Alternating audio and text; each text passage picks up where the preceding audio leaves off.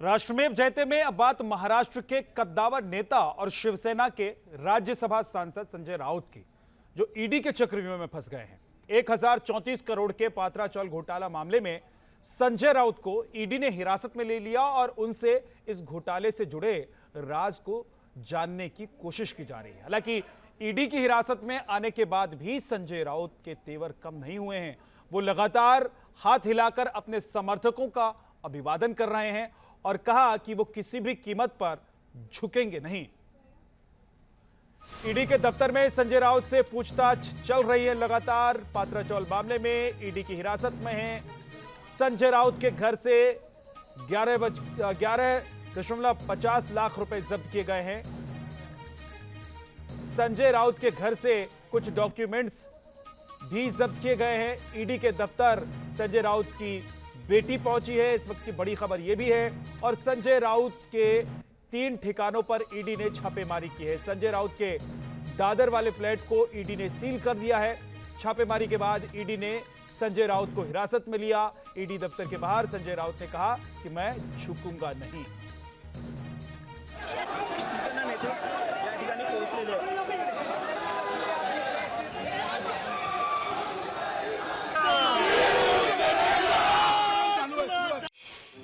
Money laundering case के फंदे में संजय राउत।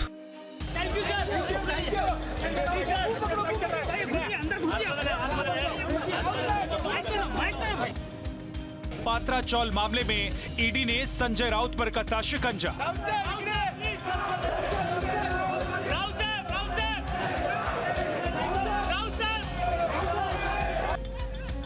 साढ़े 9 घंटे तक छापेमारी के बाद ईडी ने संजय राउत को हिरासत में ले लिया।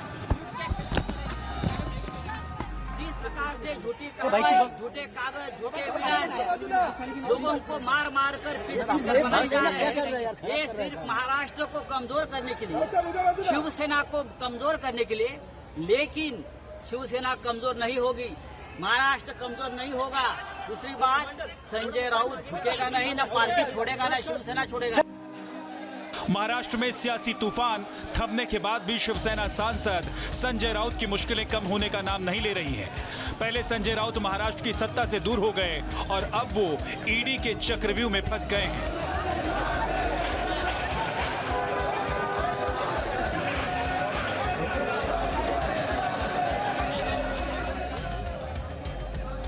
रविवार की सुबह संजय राउत के दरवाजे पर ईडी ने दस्तक दी और उनके अलग अलग ठिकानों पर घंटों ईडी की छापेमारी जारी रही।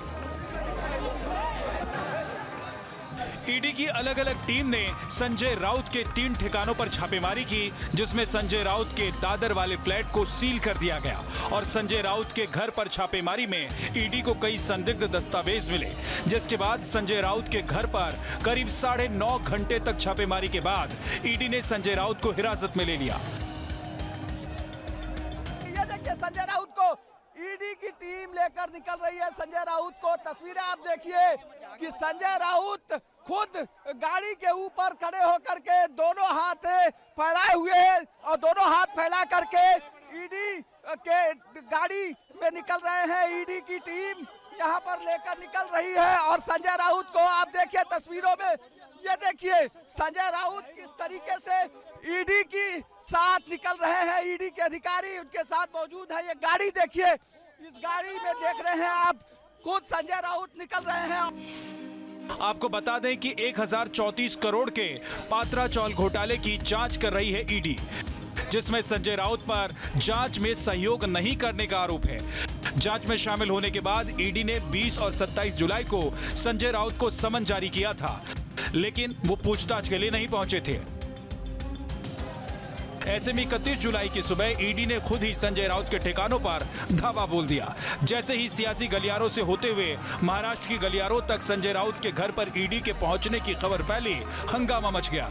जैसे जैसे ईडी की जांच आगे बढ़ रही थी, संजय राउत के घर के बाहर समर्थकों की भीड़ भी बढ़ने लगी और वो जोरदार हंगामा करने लगे, जिससे संजय राउत के पड़ोसी परेशान होकर पुलिस में शिकायत तक करने लगे। वहीं पार्टी के कई बड़े नेता भी संजय राउत के घर के बाहर पहुंच गए, लेकिन इससे ईडी की जांच पर कोई असर नहीं पड़ा। तस्वीरें आप देखिए संजय राउत के घर के बाहर जो भी शिवसेना के कार्यकर्ता यहाँ सुबह से मौजूद थे। फिलहाल पुलिस ने उन्हें हिरासत में ना शुरू कर दिया है। गेट खाली करने के लिए पहले उनसे गुजारिश की गई, लेकिन जब उन्होंने गेट खाली करने से मना कर दिया तो सभी शिव सैनिकों को यहाँ पे हिरासत लेना शुरू कर दिया गया है। यहाँ पर देखिए शिव सैनिकों को हिरासत में पुलिस ने ले लिया है। बाकी जो शिवसेना के लोग बचे हैं उनको भी हिरासत में लिया जा रहा है। सूत्रों से मिल रही जानकारी के मुताबिक पात्रा चौल घोटाले मामले में ईडी की टीम ने संजय राउत के घर पर उनसे कई सवाल पूछे। 1 करोड़ 60 लाख रुपए क्यों लिए? पात्रा चौल घोटाले के लिए मुख्य आरोपी प्रवीण से क्या रिश्ता है? अलीबाग में 8 प्लॉट कहां से खरीदे? दादर में प्लॉट खरीदने के लिए कैश कहां से आए? पत्नी वर्षा राउत को 55 लाख क्यों मिले? लेकिन इन सभी सवालों का संजय राउत ने कोई साफ जवाब नहीं दिया। ऐसे में ईडी के ऑफिस में संजय राउत से ऐसे कई सवाल फिर से पूछे जा सकते हैं। संजय राउत के घर पर ईडी की छापेमारी पर महाराष्ट्र के सीएम एकनाथ शिंदे ने चुटकी लेते हुए कहा कि संजय राउत महाविकास अघाड़ी के बड़े नेता हैं, जो रोज सुबह मीडिया को बताने आते थे कि वो डरते नहीं हैं। उन्हें अब डर किस बात का है? ईडीची चौकशी सुरू आहे, त्यांची चौकशी होऊ द्या। आणि बघा ते तर म्हणालेत ना मी काय केलेलं नाही, तर कर नाही त्याला डर कशाला असली पाहिजे? त्यांची चौकशीला ते सामोरे जाणार बोलत होते। महाविकास आघाडीचे मोठे नेते होते, त्यामुळे त्यांनी तुम्हाला सांगितलेलं आहे दर दिवशी तुम्ही 9 वाजता त्यांची बाईट घेत होते सकाळी। संजय राउत के खिलाफ ईडी की छापेमारी शुरू होने के करीब 8 घंटे बाद शिवसेना प्रमुख उद्धव ठाकरे ने भी अपनी प्रतिक्रिया दी और कहा कि ये सब हिंदुओं और मराठियों को बचाने वाली पार्टी को खत्म करने की साजिश है। उद्धव ठाकरे ने कहा है कि डर और धमकियों की वजह से उधर एकनाथ शिंदे गुट जा रहे हैं। ईडी संजय राउत के घर के बाहर है। ये कोश्यारी राज्यपाल के बयान का अगला चरण है। वो हिंदुओं को बांटना चाहते हैं ताकि हिंदुओं और मराठियों को बचाने वाली कोई पार्टी न बचे। छापेमारी शुरू होने के बाद संजय राउत ने ईडी के चक्रव्यूह से निकलने की पूरी कोशिश की और खुद पर मुश्किलों का पहाड़ टूटते ही संजय राउत ने एक-एक कर ट्वीट भी किए। बाला साहेब ठाकरे की कसम तक खाई, घोटालों के आरोप पर सफाई दी कि उनका इन सब से कोई लेना देना नहीं है और उनके खिलाफ झूठी कार्रवाई की जा रही है। संजय राउत ने ट्वीट कर लिखा, झूठी कार्रवाई, झूठे सबूत। मैं शिवसेना प्रमुख बाला साहेब ठाकरे की कसम खाता हूं, किसी घोटाले से कोई लेना देना नहीं है। बाला साहेब ने हमें लड़ना सिखाया है। मैं शिवसेना के लिए लड़ना जारी रखूंगा। मैं मर भी गया तो आत्मसमर्पण नहीं करूंगा। लेकिन संजय राउत की इस कसम का भी कोई असर नहीं हुआ और अब संजय राउत को ईडी के ऑफिस में पात्रा चौल घोटाले से जुड़े तीखे सवालों का जवाब देना ही होगा। आपको बता दें कि ये पूरा मामला मुंबई के गोरेगांव इलाके में पात्रा चौल से जुड़ा है, जो Maharashtra housing and area development authority की जमीन का है और चौल डेवलपमेंट के नाम पर इसमें करीब 1034 करोड़ रुपए का घोटाला होने के आरोप हैं। अब जिस पात्रा चौल मामले को लेकर संजय राउत मुश्किलों के समंदर में फंसे हैं, आखिर वो है क्या, ये भी जान लीजिए। 2007 में म्हाडा ने पात्रा चौल डेवलप करने का टेंडर निकाला। गुरु आशीष कंस्ट्रक्शन को चौल विकसित करने का ठेका मिला, जिसमें गोरेगांव में 47 एकड़ जमीन पर चौल की जगह 3000 फ्लैट बनाने थे। समझौते के मुताबिक 672 फ्लैट चौल के लोगों को देना था और बाकी के 2328 फ्लैट म्हाडा को देना था। जांच में खुलासा हुआ कि गुरु आशीष कंस्ट्रक्शन ने 2011 में गुमराह कर 9 बिल्डरों को 1034 करोड़ रुपए में यह जमीन बेच दी। पात्रा चौल घोटाला मामले में संजय राउत की 9 करोड़ की संपत्ति जब्त हो चुकी है, तो उनकी पत्नी वर्षा राउत की भी 2 करोड़ की संपत्ति जब्त हो चुकी है। वहीं संजय राउत भी हिरासत में पहुंच चुके हैं। ऐसे में ईडी के इस शिकंजे से अब संजय राउत कब बाहर आ पाते हैं, ये देखने वाली बात होगी। Team news nation.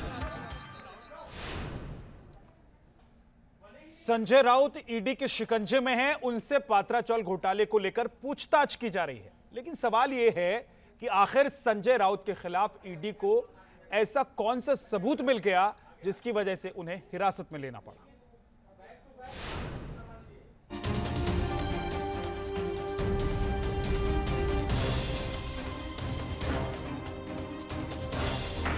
पात्रा चौल घोटाले की जांच जैसे जैसे आगे बढ़ रही है, शिवसेना सांसद संजय राउत की मुश्किलें बढ़ती जा रही हैं। उद्धव ठाकरे के सबसे करीबी संजय राउत हिरासत में पहुंच चुके हैं और शरद पवार के भतीजे अजित पवार भी ईडी की कार्रवाई मामले पर संजय राउत से कन्नी काटते नजर आ रहे हैं। अजित पवार ने उल्टे संजय राउत पर ही सवाल खड़े कर दिए और कहा कि आखिर उन पर ही बार बार इस तरह की कार्रवाई क्यों हो रही है। इन्कम IT असेल, ED असेल, CBI असेल किंवा राज्य सरकारच्या ACB असेल, ह्या सगळ्या वेगवेगळ्या विभागामध्ये काही जर तक्रारी आल्या तर त्याच्याबद्दलची चौकशी करण्याचा अधिकार प्रत्येक नागरिकाच्या बाबतीमध्ये आहे। आता हे नक्की काय झालेलं आहे, त्यांच्याकडे पुन्हा पुन्हा का सारखे येतात, त्याच्याबद्दल जास्त अधिकारवाणीनं राउत साहेब सांगू शकतात। संजय राउत पर ईडी की कार्रवाई से महाराष्ट्र से लेकर दिल्ली तक सियासी संग्राम मचा हुआ है। ईडी के एक्शन को शिवसेना ने सियासी साजिश बताया। कांग्रेस ने भी शिवसेना के सुर में सुर मिलाया, तो वहीं बीजेपी ने भी पलटवार करने में देरी नहीं की। गोरेगांव पत्राचार 1200 करोड़ का घोटाला, वसई नायगांव 2000 करोड़ का घोटाला, अलीबाग में जमीन, दादर मुंबई में फ्लैट, विदेश प्रवास, दुबई में संजय राउत किससे मिले थे, ये सब चीजें जब बाहर आएगी तो मुझे विश्वास है आर्थर रोड जेल में नवाज मलिक के पड़ोसी बनने का सम्मान संजय राउत को मिलेगा। ऐसे में संजय राउत के घर पर ईडी की छापेमारी के बाद नवनीत राणा ने भी उन पर तंज कसने का कोई मौका नहीं छोड़ा। नवनीत राणा ने संजय राउत पर निशाना साधते हुए कहा कि ईडी को पहले ही संजय राउत के खिलाफ कार्रवाई करनी चाहिए थी। मुझे लगता है हमारे महाराष्ट्र के और देश के अगर पैसों का दुरुपयोग कोई करता है तो उसके ऊपर सजा कार्रवाई जरूर होनी चाहिए और ये कार्रवाई के बाद संजय राउत जी को अरेस्ट भी होंगे, वो जेल के पीछे भी जाएंगे। सवाल ये है कि जब पात्रा चौल घोटाले में संजय राउत सीधे सीधे आरोपी नहीं है तो फिर उन तक ईडी की जांच की आंच कैसे पहुंच गई। तो आपको बता दें, जब 2020 में महाराष्ट्र में सामने आए PMC बैंक घोटाले की जांच हो रही थी, तभी प्रवीण राउत की कंस्ट्रक्शन कंपनी का नाम सामने आया था और उस वक्त पता चला था कि बिल्डर की पत्नी के बैंक के खाते में संजय राउत की पत्नी बरसा राउत को 50 लाख से ज्यादा दिया गया था। अब ईडी की टीम इसी बात की जांच कर रही है कि ये ट्रांजैक्शन क्यों किया गया। संजय राउत के दोस्त प्रवीण राउत गुरु आशीष कंस्ट्रक्शन प्राइवेट लिमिटेड के पूर्व निदेशक हैं और आरोप है कि प्रवीण की पत्नी ने संजय राउत की पत्नी बरसा राउत के खाते में 55 लाख रुपए ट्रांसफर किए थे। आरोप है कि संजय राउत ने इन्हीं पैसों से दादर में एक 83 लाख रुपए का फ्लैट खरीदा। आपको बता दें कि पात्रा चौल केस मामले में संजय राउत के खिलाफ मराठी फिल्म प्रोड्यूसर स्वप्ना पाटकर सबसे अहम गवाह है। स्वप्ना पाटकर ने ही संजय राउत पर घोटाले में शामिल होने का आरोप लगाया था। ऐसे में अब स्वप्ना पाटकर को मुंबई पुलिस सुरक्षा देगी, क्योंकि स्वप्ना का आरोप है कि उसे संजय राउत के खिलाफ अपना बयान वापस लेने के लिए दबाव डाला गया है और पिछले 18 महीने में उन्हें कई बार धमकियां मिल चुकी है। वहीं पिछले दिनों एक ऑडियो भी वायरल हुआ था जिसमें संजय राउत पर स्वप्ना को धमकाने की बात सामने आई थी।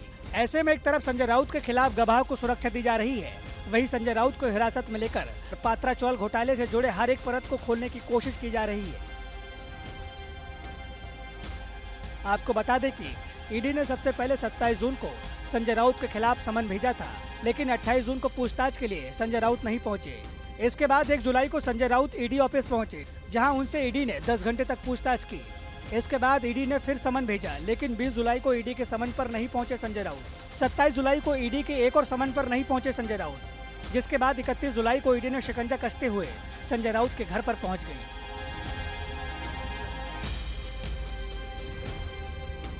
पात्रा चौल घोटाले मामले में संजय राउत पूरी तरह से फंसते दिखाई दे रहे हैं और ईडी के चक्रव्यूह से निकलना संजय राउत के लिए आसान नजर नहीं आ रहा है। Team news nation.